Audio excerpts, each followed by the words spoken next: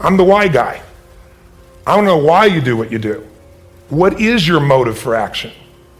What is it that drives you in your life today, not 10 years ago, or are you running the same pattern?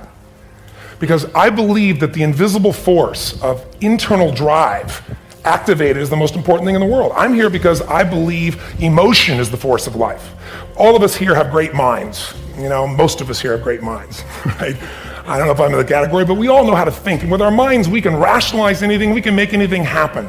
I agree with what was described a few days ago about this idea that people work in their self-interest, but we all know that you don't work in your self-interest all the time. Because when emotion comes into it, the wiring changes in the way it functions. And so it's wonderful for us to think intellectually about how the life of the world is, and especially those who are very smart. We can play this game in our head, but I really want to know what's driving you. And what I'd like to maybe invite you to do by the end of this talk is explore where you are today for two reasons. One, so that you can contribute more. And two, so that hopefully we can not just understand other people more, but maybe appreciate them more and create the kinds of connections that can stop some of the challenges that we face in our society today. They're only going to get magnified by the very technology that's connecting us, because it's making us intersect. And that intersection doesn't always create the view of everybody now understands everybody and everybody appreciates everybody. So I've had an obsession basically for 30 years. And that obsession has been what makes the difference in the quality of people's lives? What makes a difference in their performance? Because that's what I got hired to do. I got to produce the result now. That's what I've done for 30 years. I get the phone call when the athlete is burning down on national television and they were ahead by 5 strokes and now they can't get back on the course. And I got to do something right now to get the result or nothing matters.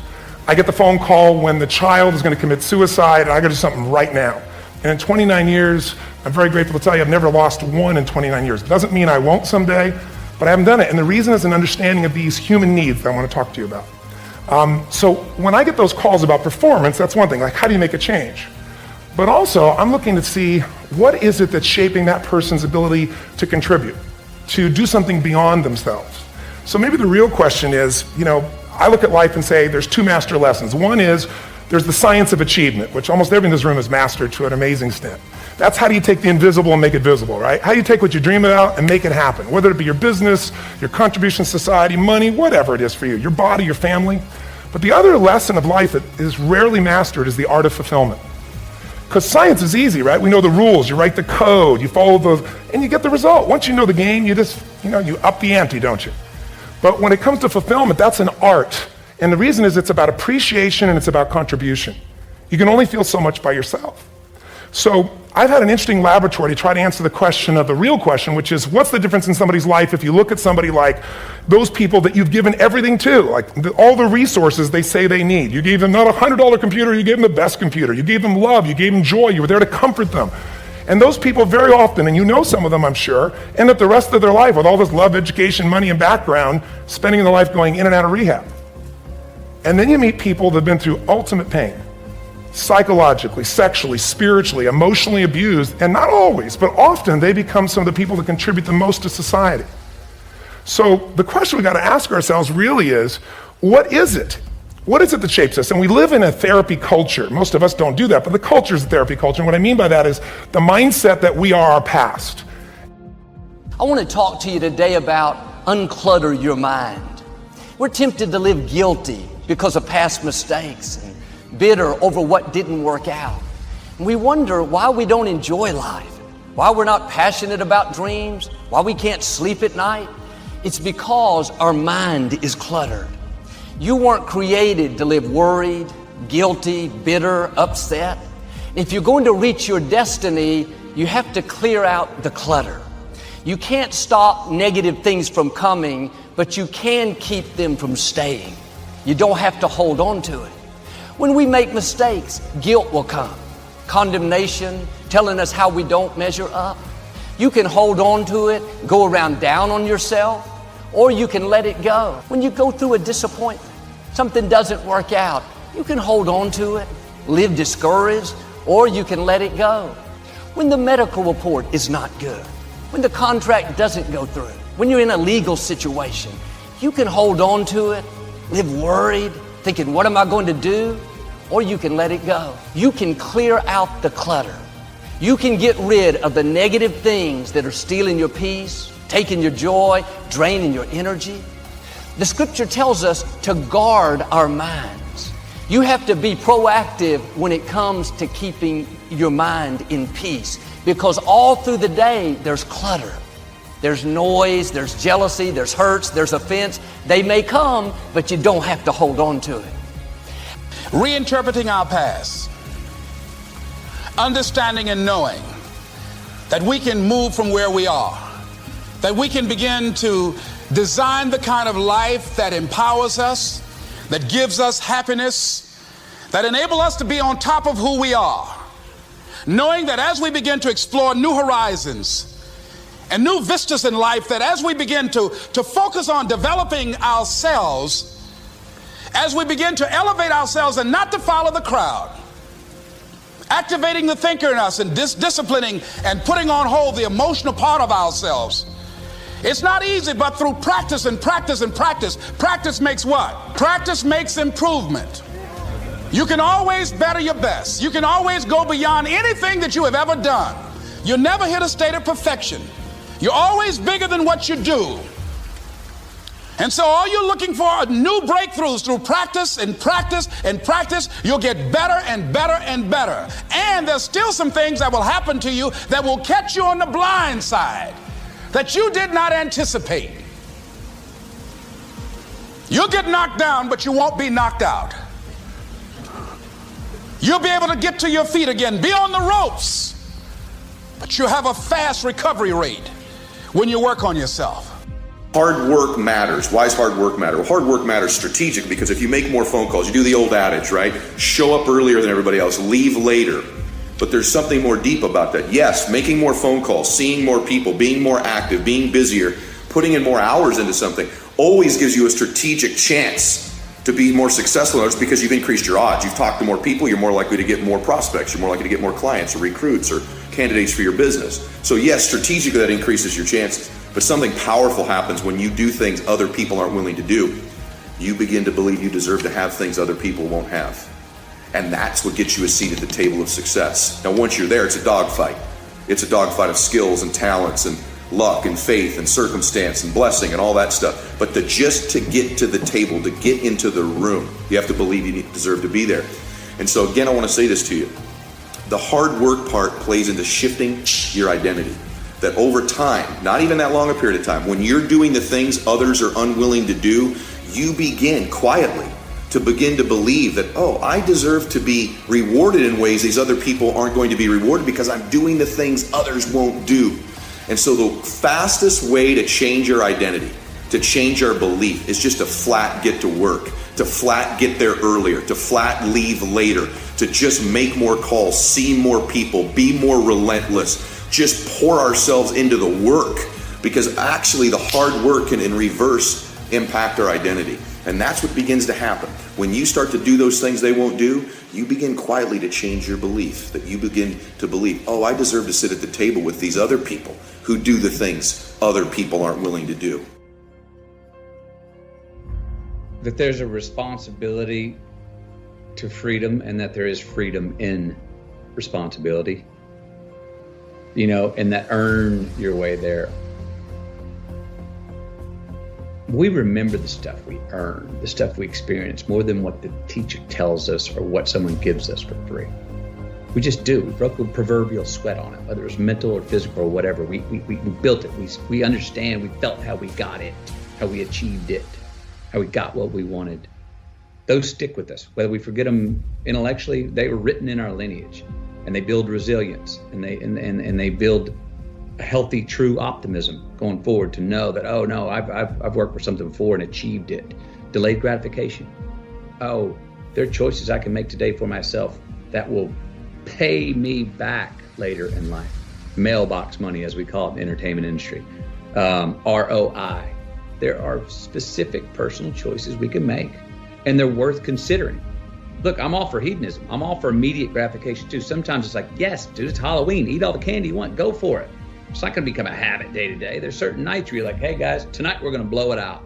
The walls are padded and we got nothing. We're off work on Monday. Let's go. You know, I mean, certain times to say that's okay, but there's, you know, where is the selfish choice, the selfless choice?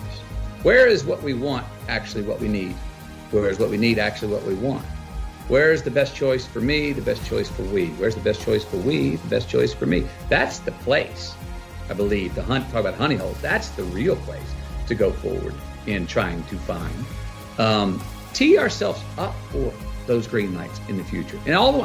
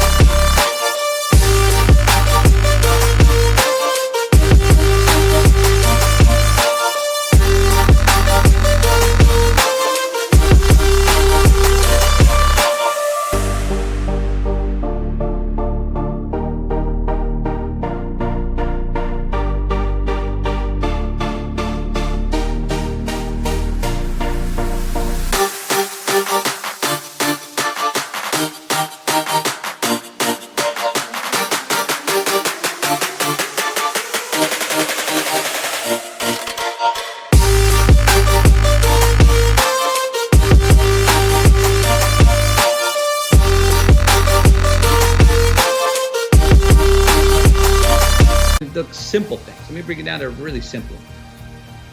You drink coffee? I do. Do you prepare your coffee, put it in the filter, and pour the water in the coffee maker the night before? Not for myself, but ironically, I do for my wife. Because you're teeing her up for what? A green light the next morning. Correct. So she doesn't have to come in and go, where's that filter? She can just come in and go, boop, press the button. You're giving her a gift to her future self. You're making something easier for her. It's a very simple thing, but it's a great little simple metaphor. So there are choices we make. If you're going to say right now, I'm going to lie, cheat, and steal to get what I want, and I got it. I got an immediate green light for me.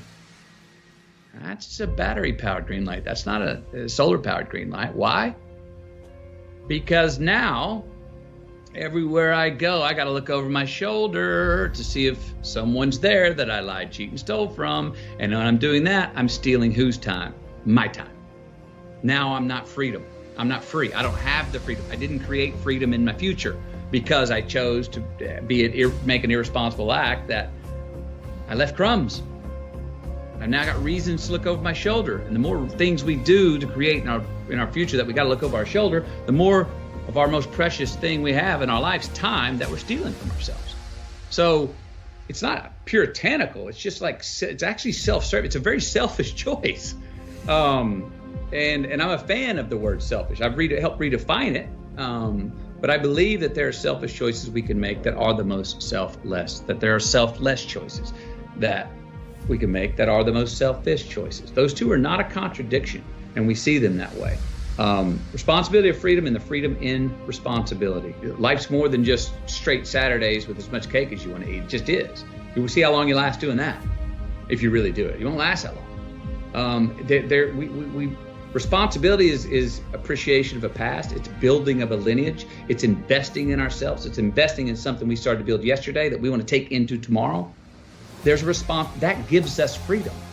So to actually have true freedom, we have to be responsible, more responsible for certain things, for ourselves, who we are, constantly investigating and interrogating our better selves to say, I'm going to be a little bit better at this tomorrow, knowing that we never land. There's no ta-da moment. And that is one thing I think we all got to watch, because we all are so result oriented. Oh, if I keep doing this, I'm going to get to that place of pure enlightenment. I'm going to go, ta-da, bullshit. No, you don't. Can it be a small ascension of evolution? Yes. But there's no ta-da moment. We're always chasing yet. And if we can get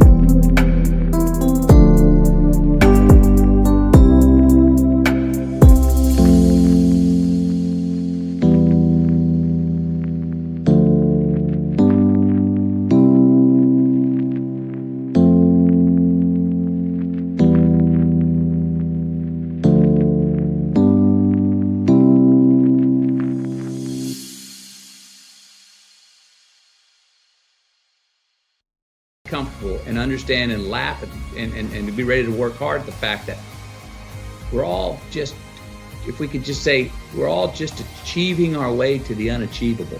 And that's as good as it gets. And that's pretty damn awesome. That's the honeymoon. It's the third time I've said that in this talk, but I love that word. This is what people need to know is like, you know, even if you've been working for 10 years on something, because you've been working on your craft for a decade as a monk and then just teaching in schools and then corporate life and then HuffPo, like you've been working behind the scene for 10 years. It can take, you know, a few pieces of content or one piece of content that will be the thing that sets you off with momentum. You know, someone like Rachel Hollis, she spent 10 years writing books and doing events with a few hundred people max. And then one piece of content, a book, launched her. And you had these videos that just, they all launched. And it took you to another level. So in this book you have now coming out, it's going to be a game changer. I was just reading through it again before I got here. And I was just like, there's so much great information in this. But it's wisdom from years of practice and years of experience. So that's what I think people need to know is like, if you're a creator, if you're someone who's got a gift inside, all it takes is one piece of content for you to really pop. So just keep creating. And that's what you've done beautifully. You keep showing up. Man.